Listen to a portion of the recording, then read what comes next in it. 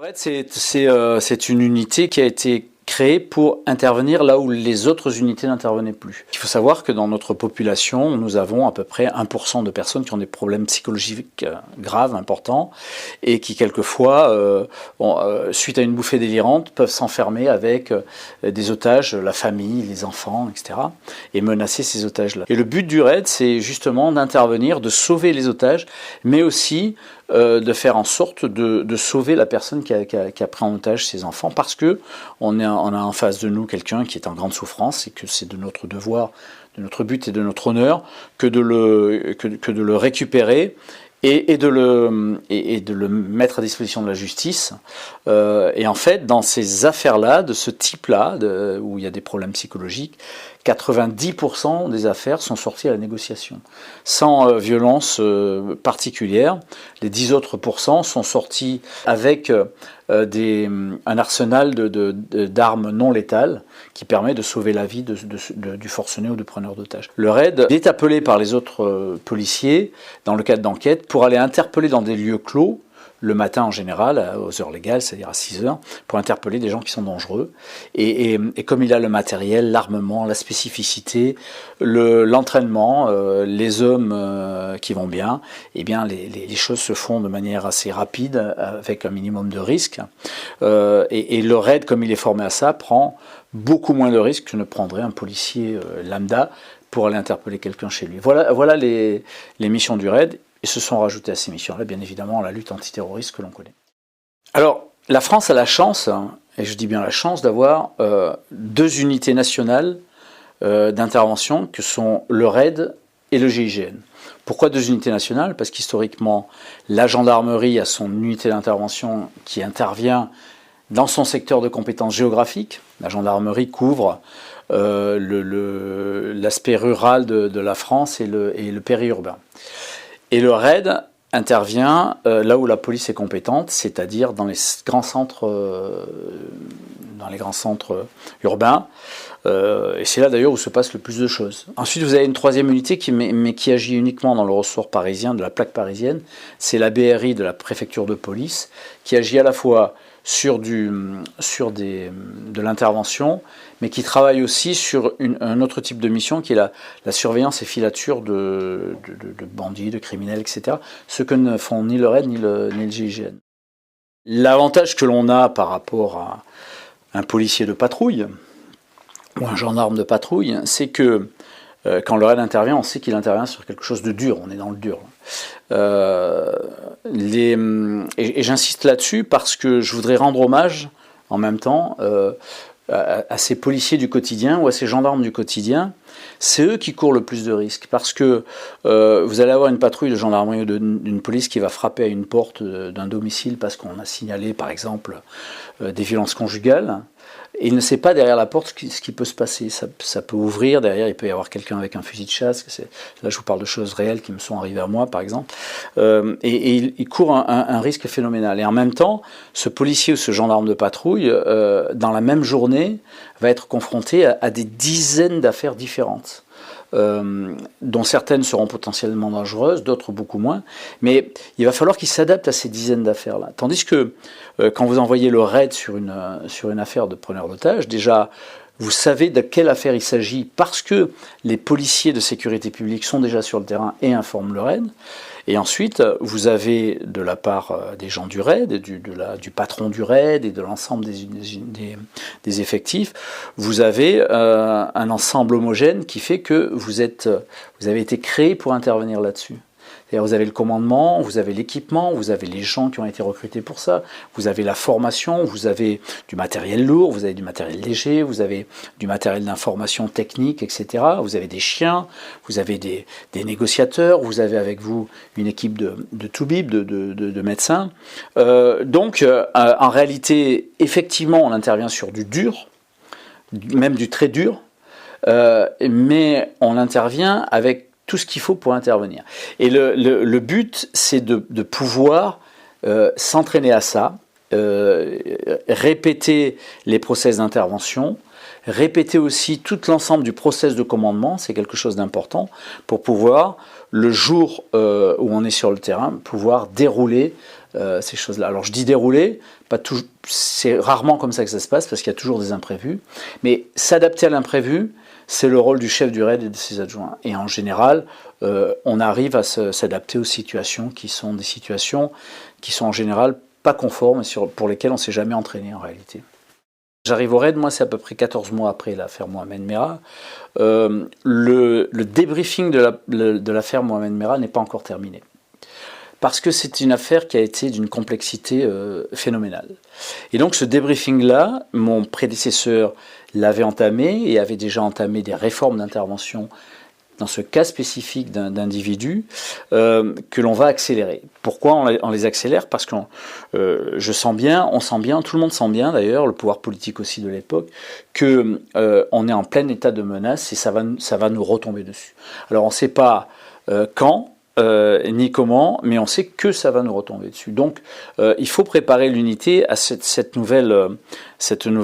nouveau danger. Ce nouveau danger n'a pas grand-chose à voir avec les prises d'otages traditionnelles que l'on connaît, c'est-à-dire avec des personnes qui ont des problèmes psychologiques.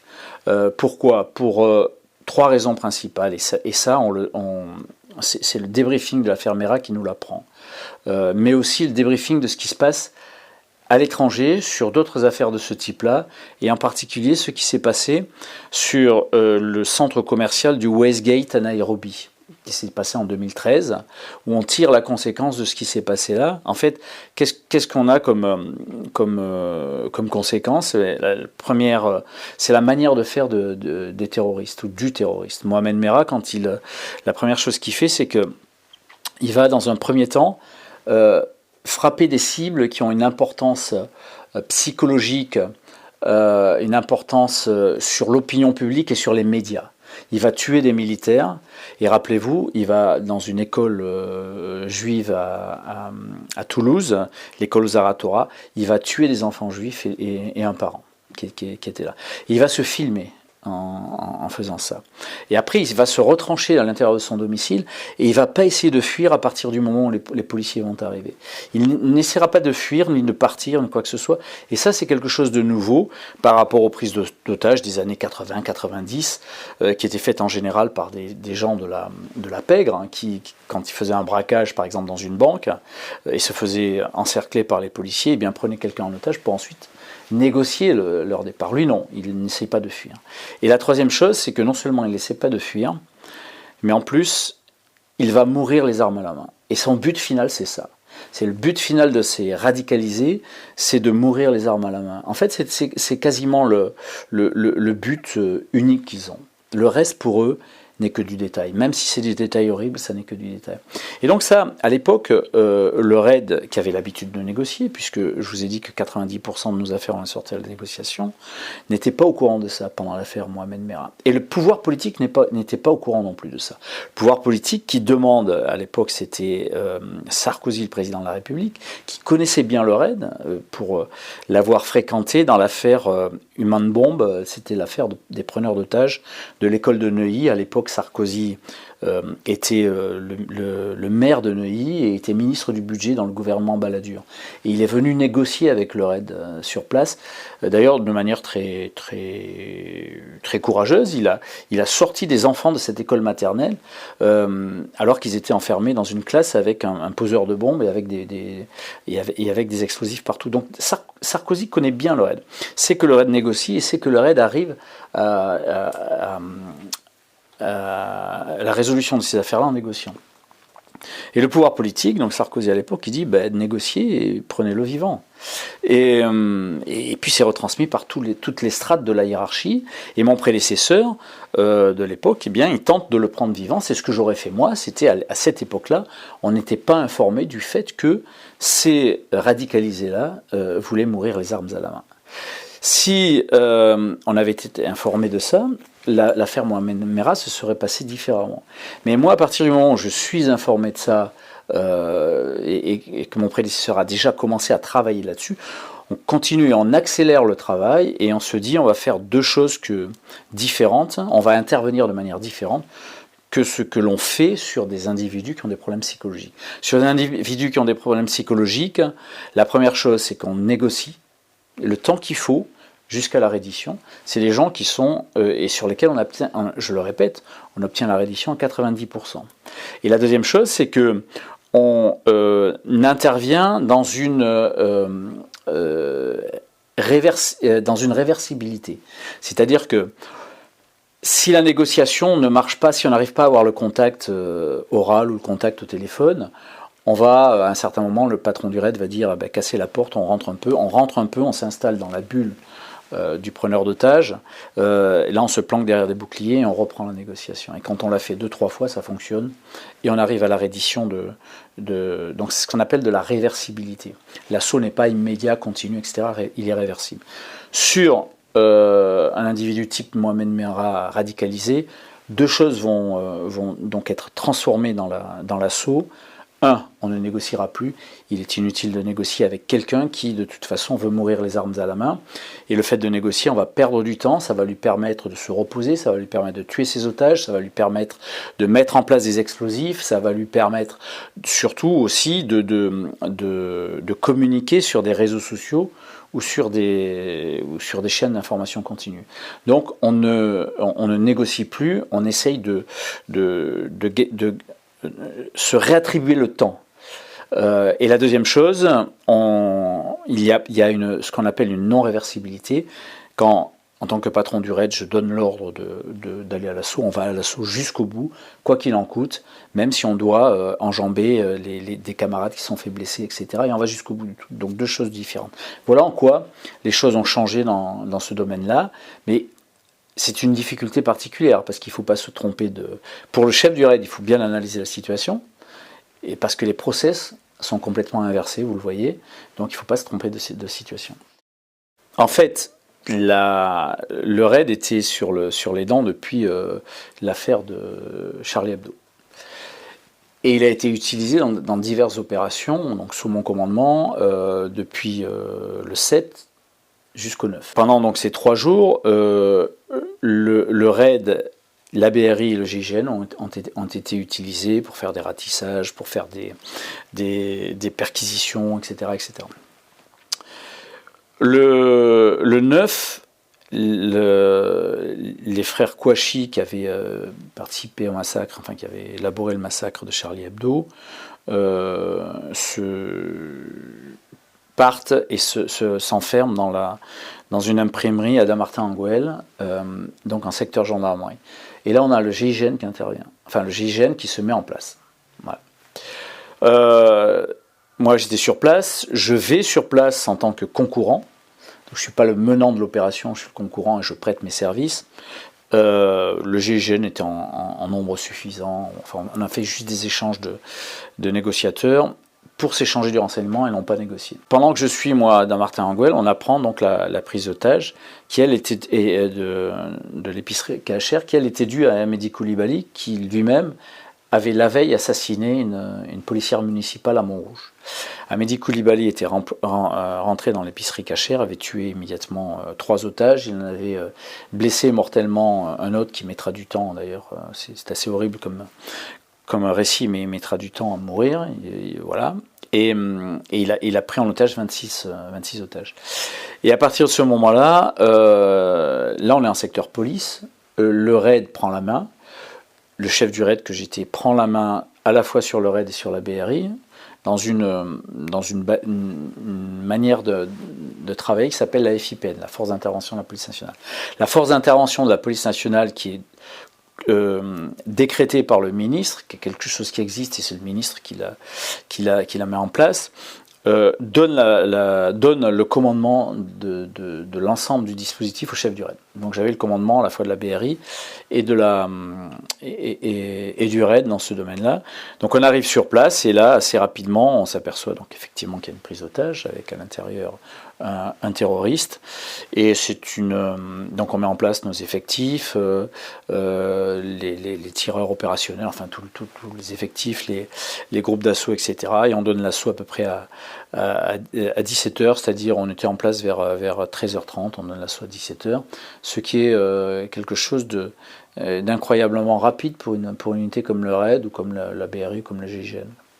L'assaut sera donné, je passe les détails, mais il sera donné avec une autorisation du président de la République. Le ministre de l'Intérieur vient à 16h sur place, je m'entretiens avec lui et je lui demande la possibilité d'avoir la prééminence de l'assaut, c'est-à-dire comme c'est moi qui ai les otages et qu'Adamartin à Gouel, là où le GIGN intervient, il n'y a pas d'otage, il y a juste quelqu'un qui s'était planqué, mais que les frères Kouachi n'ont pas cherché. Donc je demande la prééminence de l'assaut pour pouvoir faire en sorte de travailler rapidement. Et puis on craignait aussi que les preneurs d'otages, le preneur d'otages de la porte de Vincennes et les gens qui étaient à Martin-Gouel soient en contact téléphonique. Et que si on déclenche trop tôt l'assaut d'un côté, ils s'avertissent et ils nous tuent les otages. Donc j'avais la prééminence de l'assaut, sauf que c'est les frères Kouachi à Martin-Gouel qui sortent, qui chargent les gens du GIGN, donc ils se font abattre. Et moi je suis obligé de hâter mon assaut, d'aller plus vite, ce qui se fait d'ailleurs, et donc l'assaut se fait entre 17h et 17h15, et on sauve tous les otages et on abat le terroriste, dans le cadre de ce que je vous ai dit, c'est-à-dire la non-négociation et la non-réversibilité. L'assaut final est donné, longuement nourri à l'arme automatique.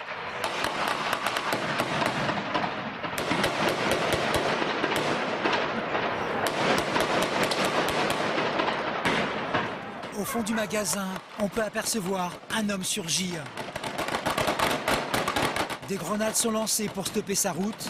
Le forcené armé est immédiatement stoppé par des dizaines de coups de feu. Les otages peuvent enfin sortir de l'enfer, se mettre à l'abri. Le Bataclan, les images qui marquent, c'est quand moi j'arrive. Les équipes d'urgence du RAID et de la BRI sont déjà sur place. Alors les équipes d'urgence, il y a le chef de la BRI, il y a mon chef adjoint que j'ai envoyé là-bas assez rapidement. Et il devait être, les équipes rapides, c'était 2 fois 8 policiers du RAID d'un côté, 8 policiers de la BRI, etc. Et moi j'arrive avec le gros de la troupe, en même temps que la BRI d'ailleurs, sur le Bataclan, une vingtaine ou une trentaine de minutes après, je ne me rappelle plus exactement.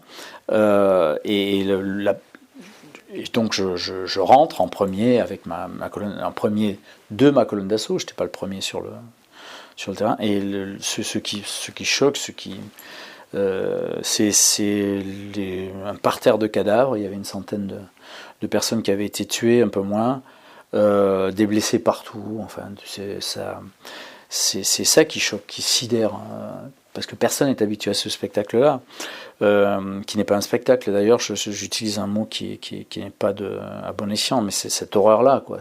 Personne n'est habitué à ça. Et c'est difficile de pas être sidéré par ça. Mais la sidération, c'est un luxe qu'on ne peut pas se permettre quand on est chef du RAID, quand on est au RAID tout simplement.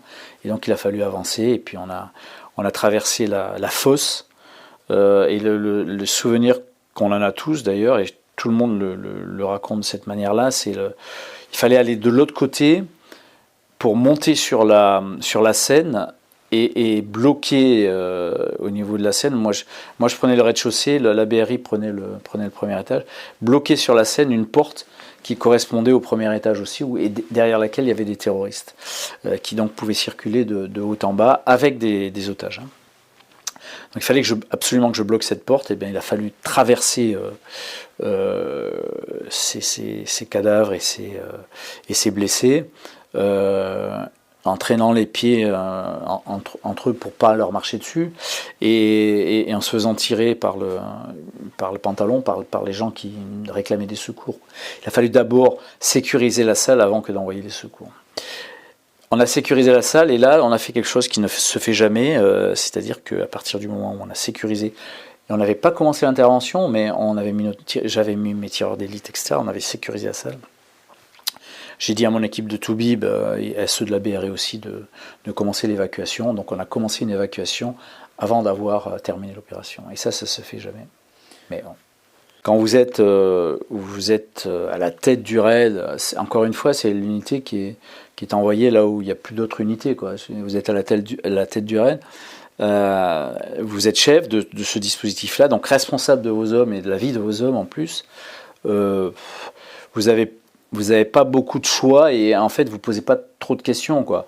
Vous n'avez pas beaucoup de choix que de continuer à avancer et d'aller jusqu'au bout sans penser à des quelconques conséquences pour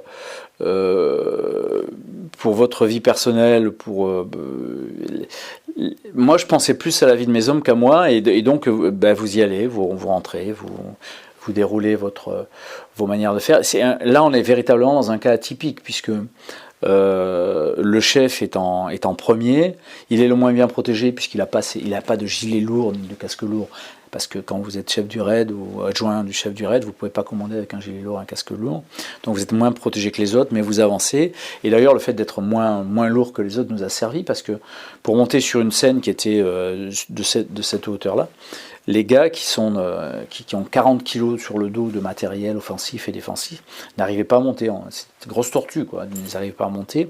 Donc on a dû monter, moi, mes adjoints, tous ceux qui étaient en léger, mon chauffeur, ma négociatrice, et on les a hissés dessus. C'est ce qui nous a permis d'ailleurs d'aller plus rapidement, quoi.